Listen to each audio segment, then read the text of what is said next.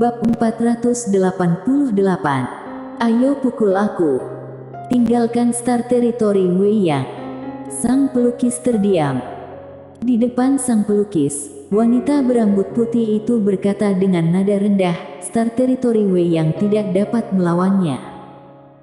Sang pelukis sedikit tersenyum, tetapi tidak bisa menyerah begitu saja, kan? Wanita berambut putih itu menatap sang pelukis. Kamu harus tahu, jika kamu tinggal, itu hanya untuk mati. Sang pelukis berkata dengan nada ringan, mungkin. Selesai berbicara, dia berbalik dan berjalan pergi. Wanita berambut putih itu tiba-tiba berkata, adik seperguruan. Sang pelukis tidak berhenti, dia terus berjalan ke depan. Dia tidak bisa berbicara lagi. Karena formasi pihak lawan, jika komunitas misteri ikut campur, itu hanya pengorbanan yang sia-sia. Pada saat ini, seorang wanita muncul di depan sang pelukis. Berpakaian putih seperti salju, bersih. Wanita berambut putih tercengang, Ladia. Wanita di depan ini adalah Ladia. Sang pelukis melirik Ladia, tersenyum dan berkata, kakak seperguruan, aku mendengar bahwa ada seorang jenius yang sangat baik di komunitas misteri, itu dia. Wanita berambut putih mengangguk, benar. Sang pelukis tersenyum dan berkata, ya, bagus. Ladia menatap sang pelukis, aku pergi denganmu. Sang pelukis tercengang. Wanita berambut putih mengerutkan kening, Ladia. Ladia melihat ke arah wanita berambut putih, berkata dengan nada rendah, pemimpin komunitas, aku dan dia adalah teman. Wanita berambut putih berkata dengan sungguh-sungguh, tahukah kamu apa yang akan dia hadapi sekarang? Ladia berkata, karena itu, aku harus pergi. Wanita berambut putih menatap Ladia, tidak boleh. Ladia menggelengkan kepala, Anda tidak bisa menghentikanku. Wanita berambut putih itu hendak bertindak, sang pelukis tiba-tiba berkata, kakak seperguruan, biarkan dia pergi denganku. Wanita berambut putih menatap sang pelukis, mengerutkan kening, apa yang kamu katakan? Sang pelukis tersenyum dan berkata, kakak seperguruan, dia harus melihat pertarungan besar seperti ini. Aku tahu apa yang kakak seperguruan khawatirkan, aku jamin pada kakak seperguruan, dia akan aman, bolehkah? Wanita berambut putih melirik Ladia, kamu harus pergi. Ladia mengangguk. Wanita berambut putih menghela napas, kemudian melambaikan tangan kanan, segel yang sepertinya terbuat dari es muncul di depan Ladia. Ladia tercengang, bingung. Sang pelukis tersenyum dan berkata, segel es misteri, harta komunitas misteri kita, terimalah. Ladia menerima segel es misteri dan memberikan hormat kepada wanita berambut putih. Wanita berambut putih melihat mereka berdua, kembalilah dengan selamat. Sang pelukis mengangguk, aku akan mencoba yang terbaik.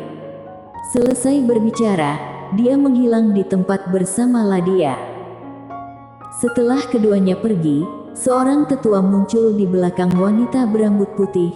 Tetua itu berkata dengan sungguh-sungguh, pemimpin komunitas tidak seharusnya membiarkan gadis itu pergi. Wanita berambut putih menggelengkan kepala, sifat Ladia sangat keras kepala, kita tidak dapat mengubah hal yang sudah dia putuskan. Tetua berkata, dia adalah jenius kita yang paling berbakat. Wanita berambut putih itu berkata dengan nada rendah, oleh karena itu, kita tidak boleh menahan mereka. Sambil berbicara, dia melihat ke ujung langit, pengatur langit berbintang. Bagaimana Star Territory Weiyang melawan mereka? Di puncak gunung, seorang pria duduk bersila di puncak gunung, matanya sedikit tertutup, seolah-olah dia telah masuk ke dalam meditasi. Orang ini adalah Serjan. Tidak jauh di belakang Serjan adalah seorang tetua bungkuk. Saat hari sudah gelap, Serjan yang sedang duduk bersila tiba-tiba bangkit, Setelah itu, aura kuat menyapu tubuhnya, tetapi tidak lama kemudian, aura itu menghilang. Tetua bungkuk itu bertanya, "Sudah melampauinya?" Serjan sedikit mengangguk. Saat ini dia telah mencapai alam keberuntungan dari alam suci. Dalam tingkatan alam, dapat dikatakan termasuk dalam jajaran master puncak benua ini. Serjan mengangkat kepala menatap langit berbintang. Dalam langit berbintang, jaringan bintang itu masih ada. Tetua bungkuk tiba-tiba berkata, "Tidak peduli bagaimanapun, kamu harus hidup, kamu adalah harapan." Serjan menggelengkan kepala, klan Moko tidak ada prajurit yang melarikan diri. Aku bisa menjadi yang terakhir mati, tetapi aku tidak akan menjadi yang terakhir hidup. Sambil berbicara, dia melihat ke arah tetua bungkuk, "Tetua leluhur, bawa aku untuk menemui para leluhur." Tetua bungkuk ragu sejenak, kemudian mengangguk, "Baik." Segera, kedua orang itu menghilang. Kota pengubur langit, di antara pegunungan. Mile telah menelan seluruh pedang, saat ini dia sangat tenang, aura yang terpancar di sekelilingnya juga sangat tenang. Tidak jauh di sebelah kanan Mile, Wina bersandar di pohon besar dengan tangan terlipat, dia hanya memandang Mile seperti itu, dan di sampingnya adalah Lily. Sekarang, bocah ini juga sering jalan-jalan keluar. Tidak tahu setelah berapa lama berlalu, Mile tiba-tiba membuka matanya, di dalam matanya adalah sepasang pupil darah. Pupil Moko. Sekarang, dia telah menggunakan pupil ini sebagai matanya sendiri, untuk sementara waktu, itu tidak buruk. Tidak jauh dari sana, Wina tiba-tiba berkata, "Alam apa?" Mile melihat ke arah Wina, mahir gaib. Wina mengerutkan kening, "Kenapa?" Mile tersenyum dan berkata, "Aku berada di kultivasi lawan arus, berjalan kembali ke setiap tingkatan alam." Wina menghampiri Mile, "Kultivasi lawan arus." Mile menganggukkan kepala, kemudian menjelaskan secara singkat kepada Wina. Setelah beberapa saat, Wina berkata dengan penasaran, "Bagaimana rasanya berkultivasi seperti ini?" Mile berkata dengan nada rendah, "Berjalan kembali, dapat menemukan banyak hal baru." Wina tersenyum dan berkata, "Berkelahi." Mile sedikit tersenyum, "Bagaimana kalau setelah hal ini berlalu?"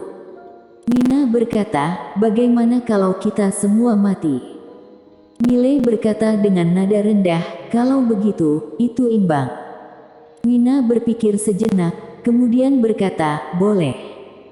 Mile mengangkat kepala melihat langit, jaringan bintang itu masih ada. Setelah hening beberapa saat, Mile tiba-tiba tersenyum dan berkata, "Aku tidak suka duduk diam." Sambil berbicara, dia melihat ke arah Wina, melakukan sesuatu.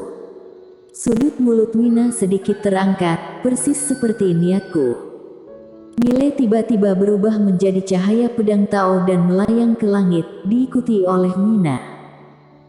Segera, Mile tiba di depan jaringan bintang. Saat ini, seorang tetua muncul di hadapan Mile. Orang ini adalah guru dewa, Bimo. Bimo menatap Mile dan hendak berbicara. Pada saat ini, ekspresinya mendadak berubah drastis. Setelah itu, dia menyatukan tangannya, nyala api yang kuat keluar dari tubuhnya. Pada saat bersamaan, tubuhnya secara paksa melintas ke samping. Setelah beberapa saat, Bimo muncul 100 kaki di sebelah kanan, tetapi pada saat ini, kedua lengannya sudah tidak ada. Dan pada posisi awal dia berada, kedua lengan berdarah itu perlahan jatuh. Bimo menatap Mile, ada sedikit ketakutan di matanya. Barusan, dia secara naluriah merasakan bahaya. Namun, dia tidak melihat bagaimana cara Mile mengeluarkan pedangnya.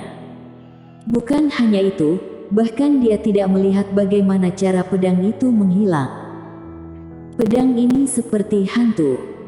Jika tadi dia sedikit terlambat, maka dia akan kehilangan nyawanya. Bimo menatap Mile, dalam hatinya sangat ketakutan. Sejak kapan kemampuan Mile begitu menakutkan? Mile melihat ke arah Bimo, kemudian ekspresinya berubah, dia melangkah mundur 100 kaki lagi. Mile diam-diam merasa sangat disayangkan, barusan, dia hanya ingin membunuh pihak lain secara mengejutkan, tetapi sayangnya, pihak lain terlalu kuat dan bereaksi terlalu cepat, bahkan saat dia tiba-tiba bertindak, pihak lain mampu bereaksi. Tetapi untungnya, memotong kedua lengan lawan juga merupakan keuntungan. Mile berjalan menuju Bimo, dua tetua berjubah merah tiba-tiba muncul di belakang. Dua guru dewa. Mile menghentikan langkah, kemudian berkata, "Jangan seperti ini, ayo kita duel." Bimo menatap Mile, "Mile, harus diakui, kamu telah memberikanku kejutan besar. Tetapi, kamu malah tidak tahu, semakin kamu jahat, kami tidak akan melepaskanmu." Mile menggelengkan kepala, "Apakah kalian akan melepaskanku jika aku tidak jahat?" "Berhenti omong kosong." Sambil berbicara, dia menunjuk kedua tetua itu dengan pedang, "Duel. Jika seorang pria, mari kita duel." Bimo tersenyum dingin, "Duel? Kamu benar-benar naif. Bunuh dia." Setelah suara itu terdengar, di belakangnya, tangan kedua orang itu memegang segel spiritual dan mulai melafalkan mantra. Pada saat ini, dua pedang tiba-tiba muncul di hadapan kedua orang ini. Kedua pedang ini, satu hitam dan satu putih, muncul tanpa tanda. Ekspresi kedua guru dewa itu berubah drastis. Saat ini, mereka tidak punya waktu untuk mengucapkan mantra apapun, mereka menghindar dalam sekejap. Pada saat ini, Mile dan Wina tiba-tiba menghilang di tempat. Tidak jauh, wajah Bimo berubah drastis, karena Mile datang ke arahnya.